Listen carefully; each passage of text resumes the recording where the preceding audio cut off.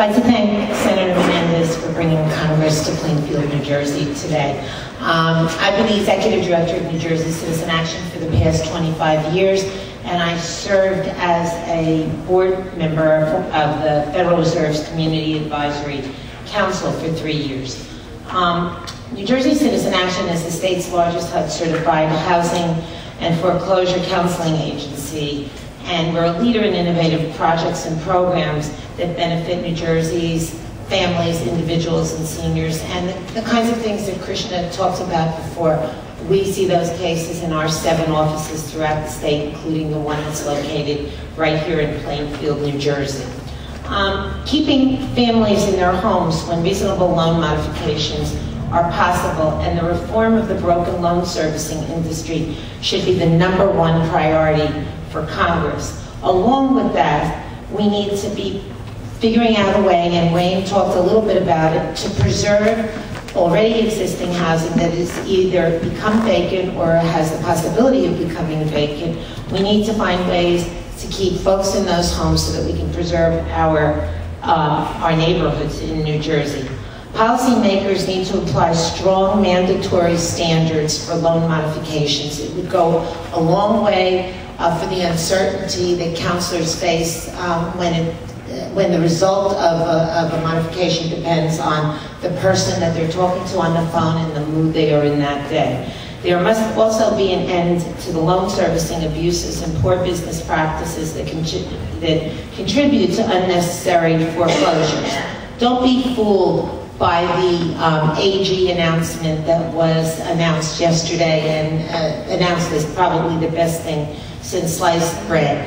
The devil is in the details. The programs have not been set up. From that, the implementation of those programs has not been determined. And finally, the enforcement is being left to the lenders, to the banks. It's like the foxes guarding the chicken coop. So we really need to examine that and not rest on our laurels that billions of dollars are targeted to help a very, very small percentage of families, and no one's going to jail right now.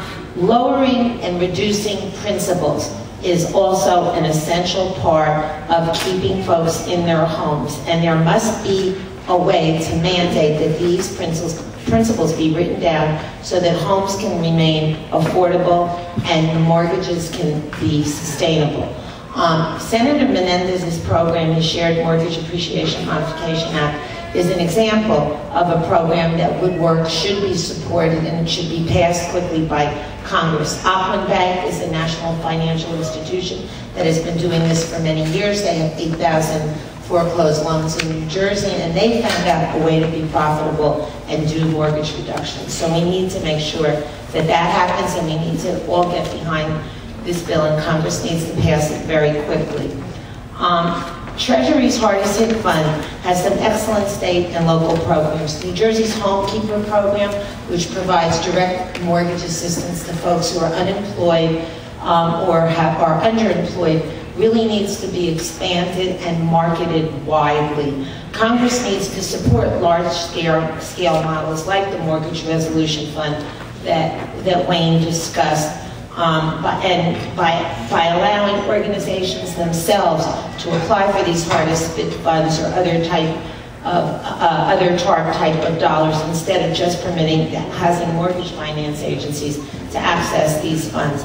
And as long as the hardest hit funds are being recycled, as in the Mortgage Resolution Fund, Congress should not have a sunset on these funds.